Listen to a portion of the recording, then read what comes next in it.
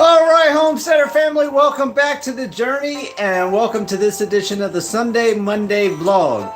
It is a bit nippy here in St. Joe, Arkansas. It is, I think, like 42 degrees. It was like 41 this morning when I woke up to go over to the homestead. So I just went ahead. I've got the mouses over there. They're all sleeping on the couch. And then just do a couple more logs on the fire. And that's getting all started up, and everybody's tired from running around at the homestead. And now we're back home. So today, the picture on the clip for this video, it's hard to see, I know, but that's wild plum fruit trees. So I found about 20 of them in the section that I'm working on right now on clearing the property. I have the... Let me turn this down a little bit.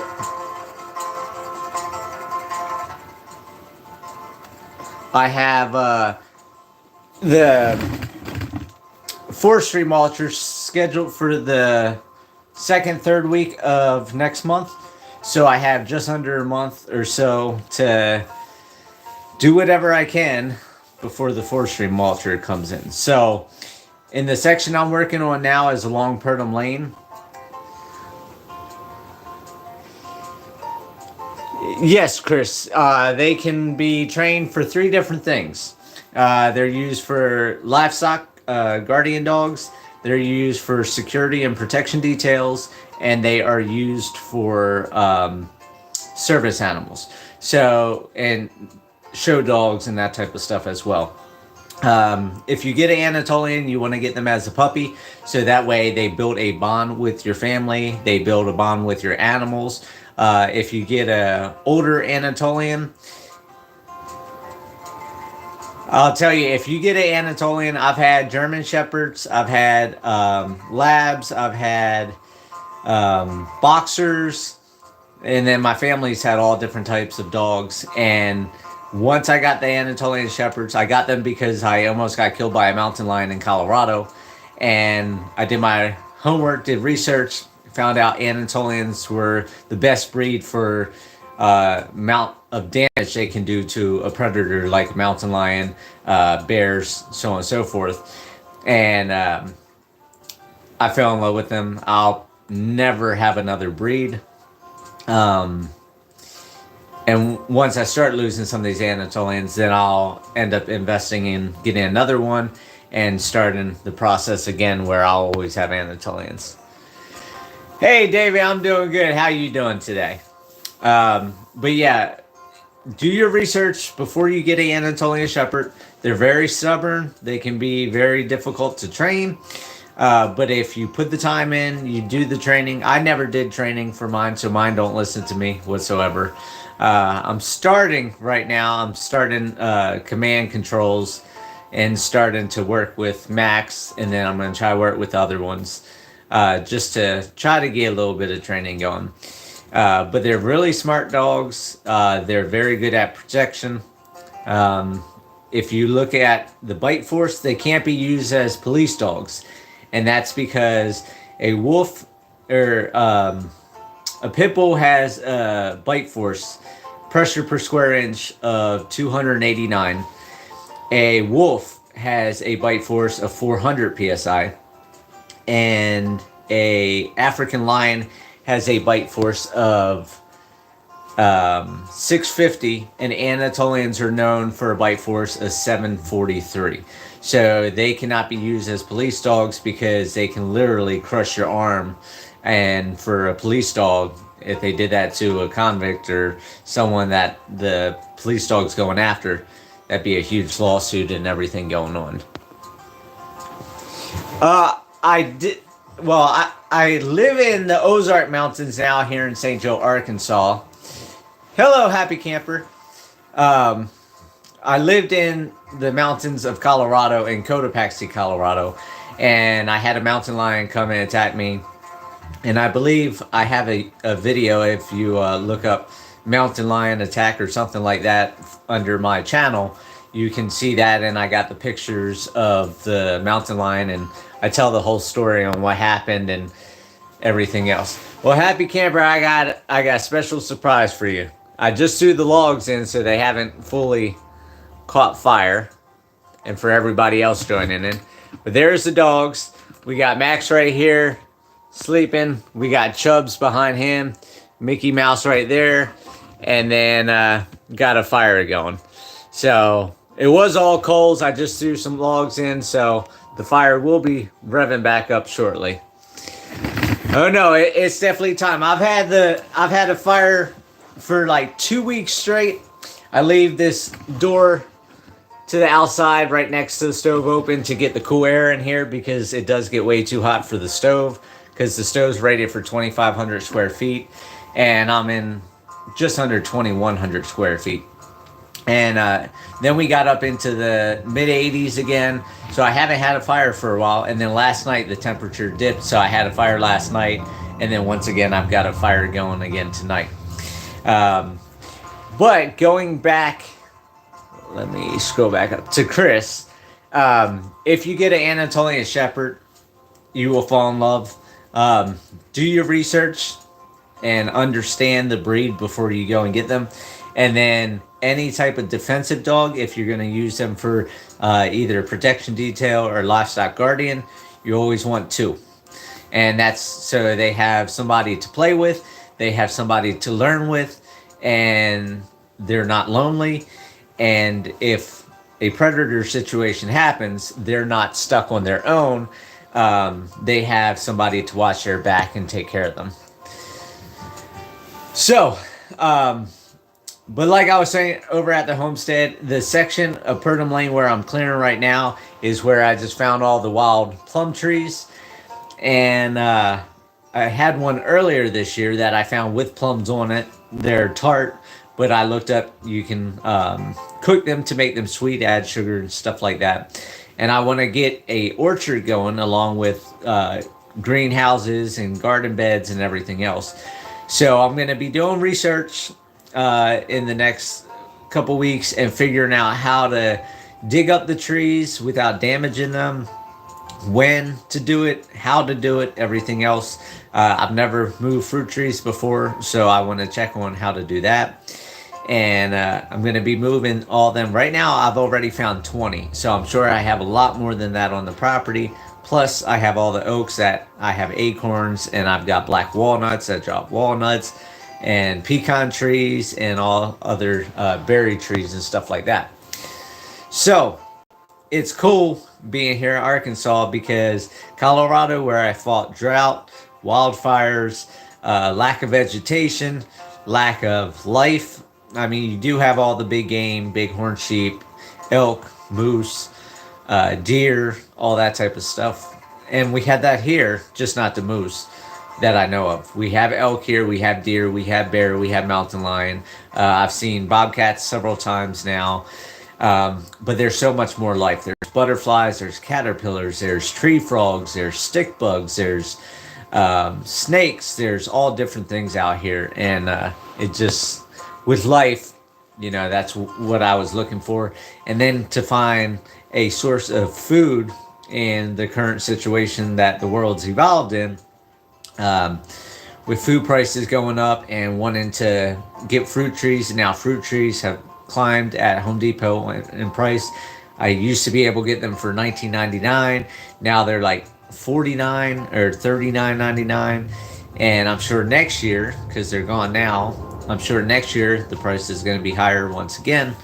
And so finding 20 trees at just say $10 a tree, that's $200 I just saved. Of course, you're not going to find fruit trees for $10, especially some of them are 3 inches thick and bigger. So those would probably be like $300 at Home Depot if Home Depot even carried a tree that big. So I have that going on. I'm going to be figuring out how to move the fruit trees. I've got the forestry mulcher coming next month, the second, third week of next month. That's going to happen. And just getting stuff rocking and rolling. I've got somebody coming from Texas to look at 30 acres out at the homestead because I'm looking at selling up to 30 acres. So he's coming out in a few weeks. He wants to look at the land, possibly buy all 30. He's not sure. He might take a smaller piece. So that's on Zillow. I've had all different messages and calls on the property. I'm getting 40 to 100 views per day and a couple saves every single day. And I've been watching YouTube channels. Well, I haven't been watching YouTube channels, but I've been listening to YouTube channels as I'm out there working the homestead, getting the trees moved, getting trash picked up. There's a lot of scrap metal all over the place. So, try and get everything situated for the forestry mulching, because if I can get this first batch of forestry mulching done, yes, Happy Camper, it's all hardwood forest on my property. There is some pine and stuff, but it's all hardwood forest out here in Arkansas. I don't punish my animals, I correct them. So, but yeah, the forestry mulch is the main point right now of getting that done. And then if I can get this 30 acres sold, then I'm going to be putting in a well. I want to get more forestry mulching done. And then for those of you that have been following, when I run the dozer in Colorado to put the road across the 50-acre ranch I had, I'm going to rent a dozer out here for an entire month this time. Because it's cheaper here in Arkansas for dozer rental to do it for a month for a larger bulldozer, and have it for a month than in Colorado to have a smaller dozer for only a week. So with that dozer, I'm going to be fixing Purdom Lane. I'm going to be fixing Gregory Lane. I'm going to be putting... I'm single, Happy Camper. I don't have a wife. I don't have a missus either. But I'm going to be fixing the roads. I'm going to be putting a road up to the house site for those of you that saw in the beginning where I cleared a path going up on top of the mountain where I'm going to build a house at. And I'm going to put a bunch of big ponds in across the property. That's another reason why I need the forestry mulching done. So that 30 acres, if I can get that sold... No, I don't need to be hooked up. I'm happy on my own now. I'm back with the animals, living my life. I don't have to answer to nobody. I don't have to change my plans.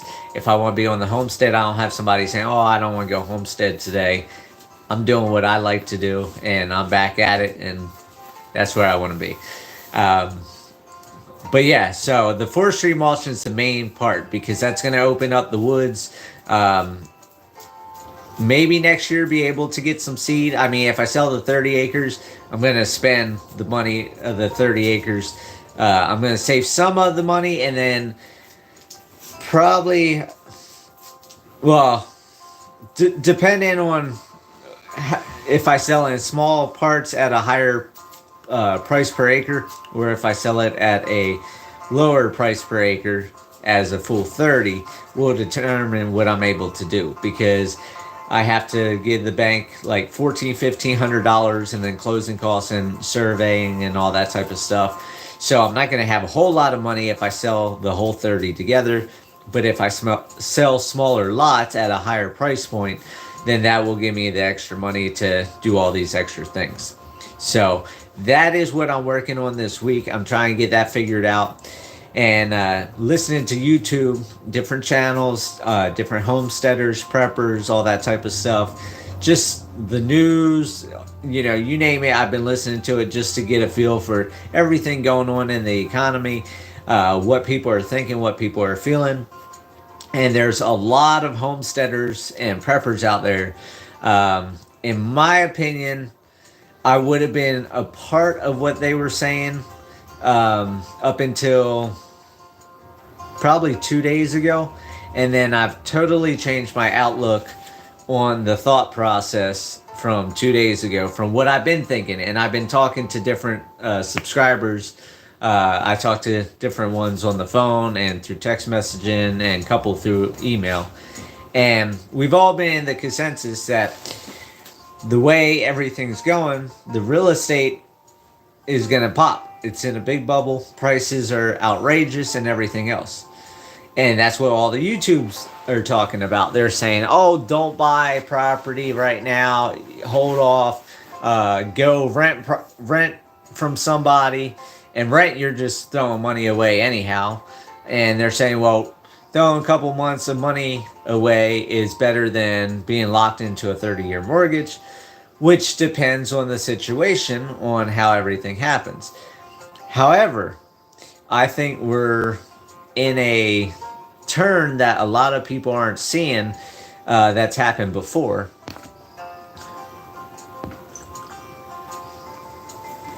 Yes, Happy Camper, you've told me that about a dozen times or so about that story. But my thought is, if you go back to the 2011 financial crisis and the housing and everything like that, we did not see major prices like this. I mean, it was prices that increased back then. And everybody's thinking, and I was thinking too until about 2 days ago, that we're getting to the point that this bubble's going to pop. And when it pops, housing's going to go down in price. But the one thing we've always been taught, and the only thing we've been taught that is definitely true, is that in this world, history repeats itself. If you don't remember history, history repeats itself. And if you look at 2011, right before then, you could get houses, a brand new house built, $120,000, $140,000. And then in 2011, with everything going on, it went up. It was $160,000, $180,000 for the same houses. So it was a big chunk increase, but nothing like the increases we're seeing now, where you have houses that were $200,000 that are now $400,000, $500,000, $600,000. I mean, we're just going outrageous. And it clicked in my head a couple days ago, listening to all the YouTube channels, with everybody talking, the bubble's going to pop, hold out for cheaper prices, hold out for cheaper prices. The problem is, I think we're going in the same way of the Weimar Republic in Germany, where they had hyperinflation. And that's what I think we're starting out as right now, is a low grade, low burn hyperinflation. And if that holds true, and if it holds true like 2011, we've never gone back. 2010 before, as soon as 2011 happened, we've never gone back to a brand new house being built for $120,000, $140,000 in big cities. I'm not talking, out here in Arkansas where it's small town and stuff like that. But in regular cities, Colorado Springs, stuff like that, you could get a house $120,000, $140,000, brand new, go out to the lots, and they had all these houses out there for sale. Or a new builder coming in, going to build all the houses, you could buy those houses for those prices. After 2011, those prices never went back down. Prices either stayed or slightly increased. And now, with the huge increase in prices, it's not just housing. In 2011, it wasn't everything going berserk like it is today. You're not having the supply chain shortage. You're not having the people not wanting to work. And then you got to look at the price of everything. Vehicles are going up dramatically. $50, $60, $70, $80, $90,000 to buy a pickup truck now.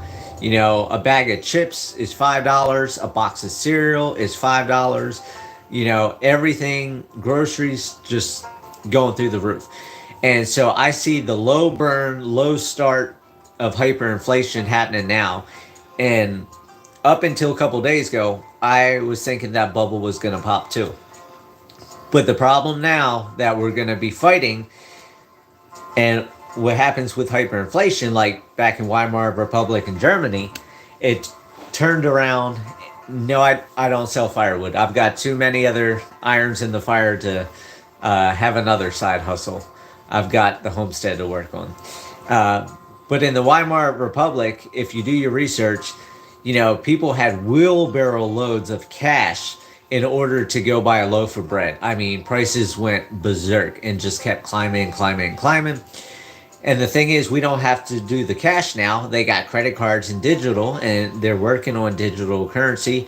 And that's why I talked about cryptocurrency all those years ago, because you can make money quick before they implement it. And then once they implement it, then everything goes down the tubes like anything the government ever touches.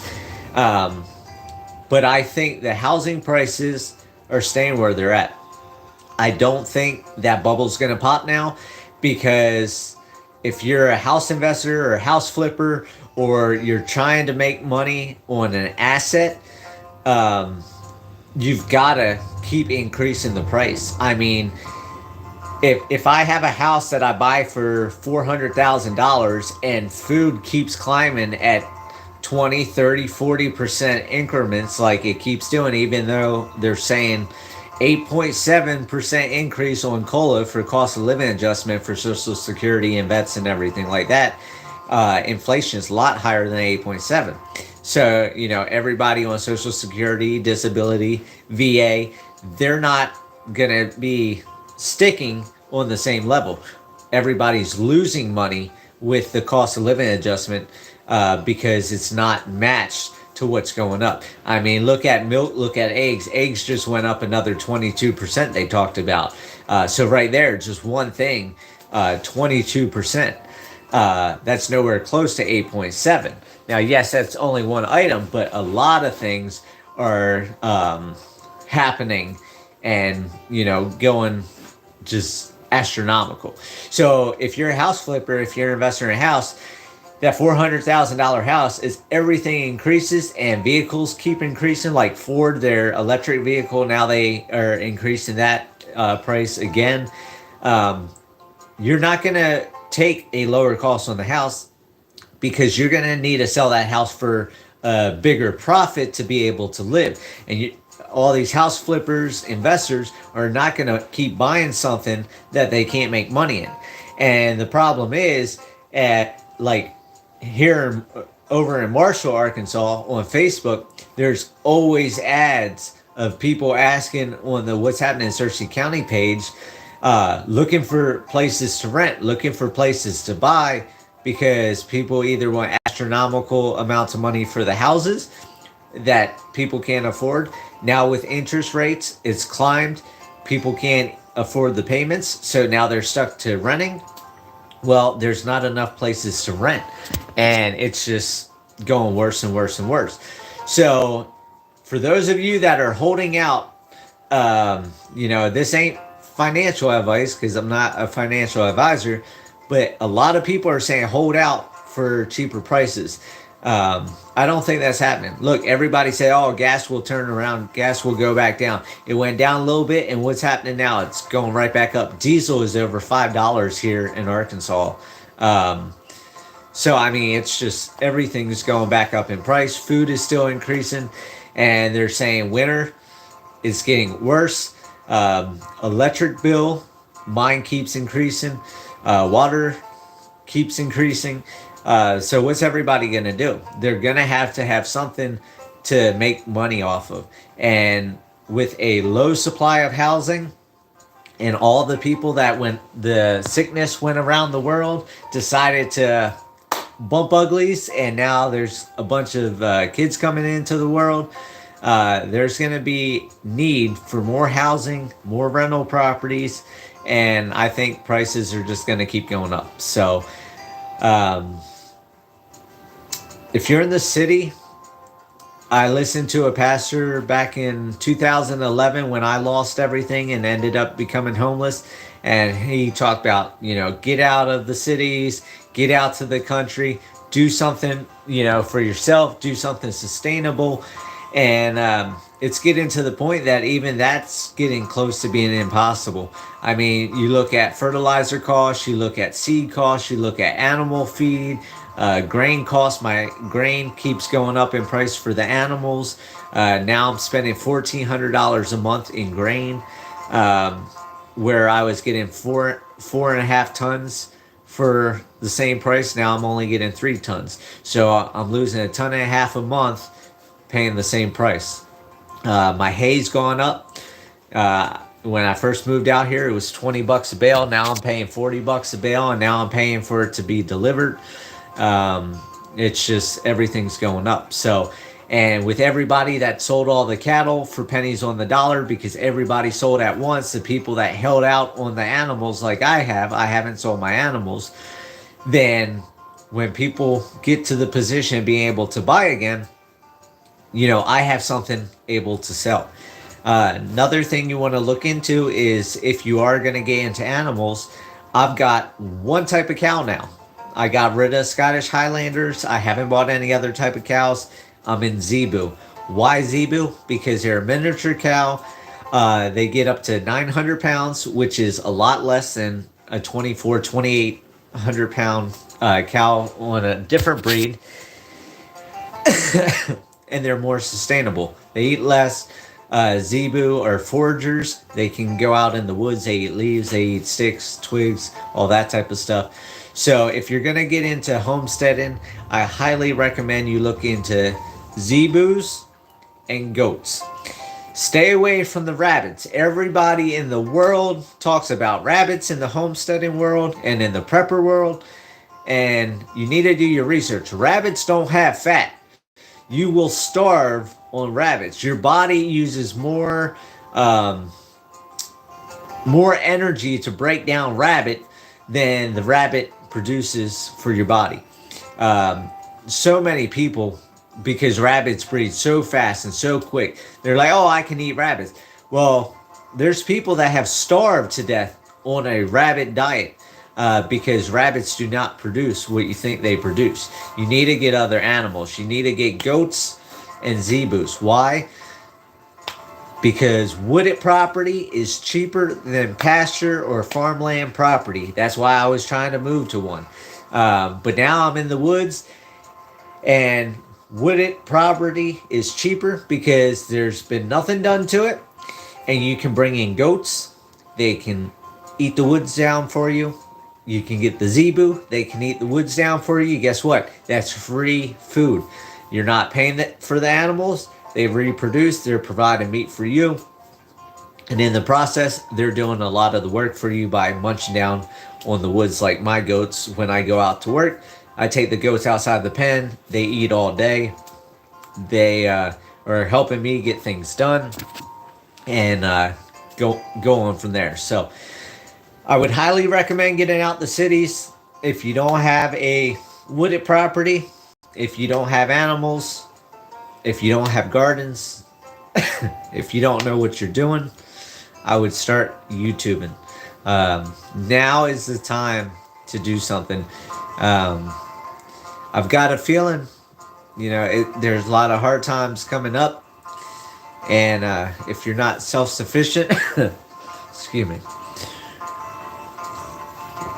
If you're not self-sufficient, if you don't know how to grow your own food, like our ancestors did, our great-grandparents, our great-great-grandparents, it's going to be hard times coming up ahead. I remember a lot of people when I started talking about gardens, making fun of me, talking about, oh, you spend all this money in water, you spend all this money on seed and dirt and all this type of stuff to grow a 10-cent vegetable that you can buy at Walmart.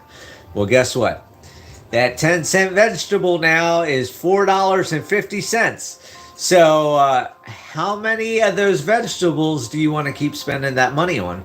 Or do you want to do a garden now that I can spend that money and have 500 cucumbers in a season and not be spending $2 a cucumber or $1.50 a cucumber, or whatever cucumbers run.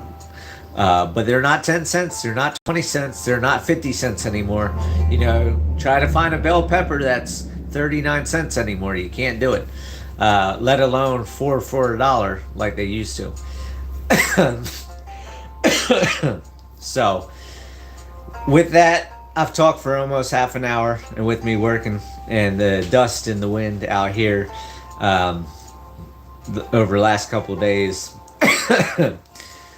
I started getting a cough. So I hope everybody has a great night.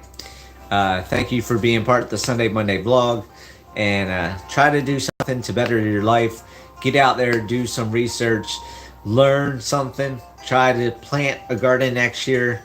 If you have a means of planting seeds and doing seedlings in a window this year into the winter, like I did in Colorado when I had vegetables growing in my upstairs bathroom, do it. You know, make moves now, get things going, and be prepared. Take care of yourself, take care of your family, and don't be that person that has to go to somebody else for help. Be that person that you can help others. So with that, remember, live happy, live free. That's the only way to be. Take care.